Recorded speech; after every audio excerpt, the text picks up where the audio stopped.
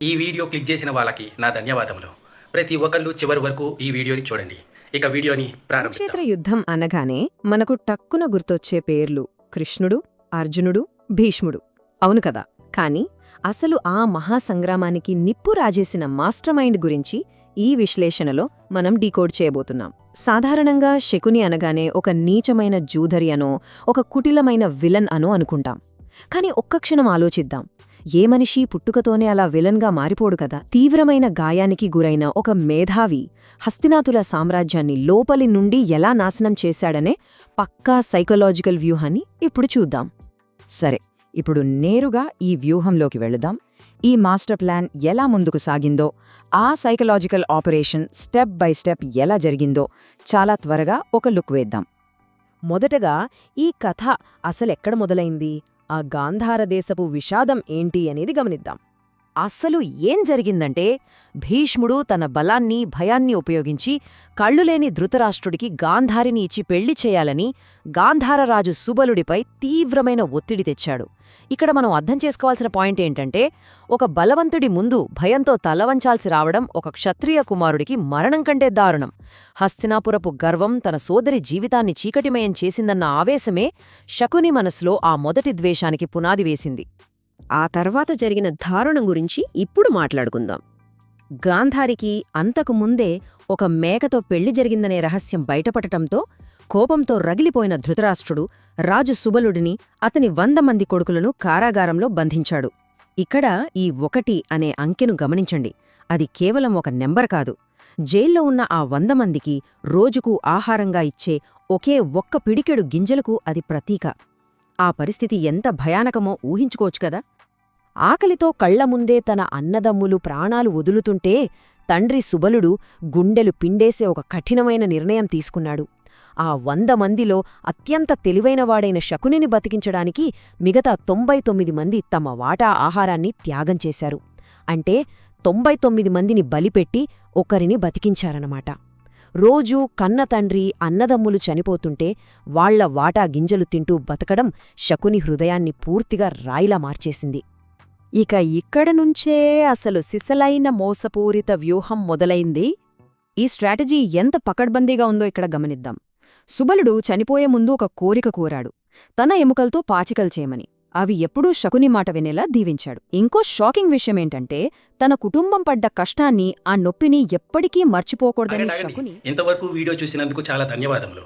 మీకేమన్నా ఎటువంటి డౌట్లు ఉంటే ఆ డౌట్ని కింద కామెంట్లో మీరు పొందపరచండి. నేను ప్రతి దానికి రిప్లై ఇస్తాను.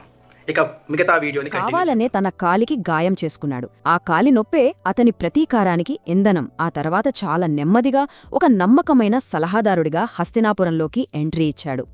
ఇక్కడసలు వ్యత్యాసం చూస్తే, బయట చూస్తేనేమో ఎప్పుడూ నవ్వుతూ ఉండే మంచి మేనమామ, అందరికీ నమ్మకమైన సలహాదారుడు.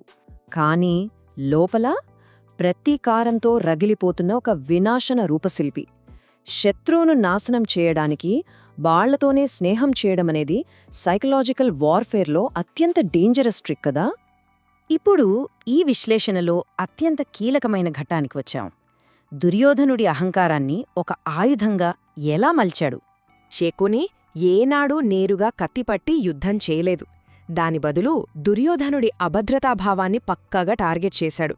రాజ్యం నీది, అధికారం నీది, కాని పాండవులు దానిని లాక్కుంటున్నారు. సరిగ్గా ఇవే మాటలను రోజొక మంత్రంలా దుర్యోధనుడి చెవిలో పోశాడు. ఒక యువకుడిలో పగను, అసూయను రగిలించడానికింతకంటే ఇంకేం కావాలి? ఇవే దుర్యోధనుడి మనసులో విషబీజాలుగా మారాయి. ఇక్కడ అసలు సీక్రెట్ ఏంటంటే, శకుని ఎప్పుడూ పచ్చి అబద్ధాలు చెప్పలేదు. ఉన్న నిజాన్నే దుర్యోధనుడి అహంకారాన్ని పెంచేలా మలచి చెప్పాడు. పైగా ధృతరాష్ట్రుడికి కొడుకుపై ఉన్న గుడ్డి ప్రేమను ఒక కవచంలా వాడుకున్నాడు. కులువంశం సమూలంగా నాశనం కావాలంటే బయటి శత్రువులకన్నా ముందు వాళ్లలో వాళ్లకే అంతర్గత చీలిక తీసుకురావాలని డిసైడ్ అయ్యాడు. ఇక తర్వాత వచ్చిన ఆ మాస్టర్ స్ట్రోక్ గురించే ఈ సెక్షన్. అదే ఆ మాయాజ్యూదం.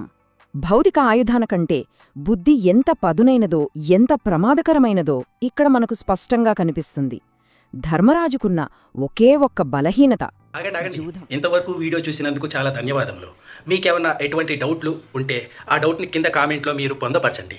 నేను ప్రతి దానికి రిప్లై ఇస్తాను. ఇక మిగతా వీడియోని కంటిన్యూ ఆ జూదం పట్ల ఉన్న ఆసక్తిని శకుని పసిగట్టాడు. ఒక మేధావిగా ఆ బలహీనతను క్యాష్ చేసుకుని పాండవులను వాళ్లంతట వాళ్లే తమ గౌరవాన్ని పణంగా పెట్టేలా ఒక అద్భుతమైన ఉచ్చు అల్లాడు. ఇది బహుశా మహాభారతంలోనే అత్యంత దారుణమైన ఘట్టమనొచ్చు. మోసపూరిత పాచికలతో మొదలై రాజగౌరవాన్ని లాగేసుకుని ద్రౌపది వస్త్రాపహరణం వరకు ఆ సభ తీసుకెళ్ళింది. అదంతా జరుగుతుంటే శకుని సైలెంట్గా చూస్తూ ఉన్నాడు. ఎందుకంటే ఒక స్త్రీకి అంతటి బహిరంగ అవమానం జరిగితే ఆ సామ్రాజ్యానికి ఇక పుట్టగతలుండవని అతనికి పక్కాగా తెలుసు. ఇక్కడే మనం అధర్మం అంటే ఏంటో క్లియర్గా అర్థం చేసుకోవాలి. అది కేవలం నైతిక విలువల పతనం మాత్రమే కాదు. శకుని టార్గెట్ పాండవులను ఓడించడం కాదు, కౌరవులతోనే అక్షమ్యమైన తప్పులు చేయించి వాళ్లను వాళ్లే సర్వనాశనం చేసుకునేలా చేయటం. ఆ పడిన పాచికలు కేవలం ఆటవి కావు, అవి కౌరవ వంశపు ఆయుష్షును లెక్కపెట్టిన పాచికలు. ఇక ఈ కథకు చివరగా ఆ మహావిలన్కి దొరికిన సంతృప్తికరమైన ముగింపును చూద్దాం.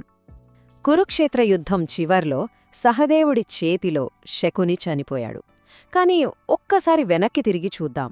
అతను సాధించిందేంటి? 100 మంది కౌరవులు మట్టికరిచారు. అజేయుడైన భీష్ముడు అంపశయ్య పాలయ్యాడు.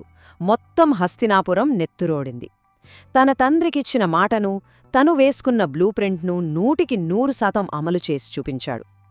ఈ మొత్తం కథ సారాంశం ఒక్క మాటలో చెప్పాలంటే అధర్మం ద్వారా అధర్మాన్ని నాశనం చేయడం.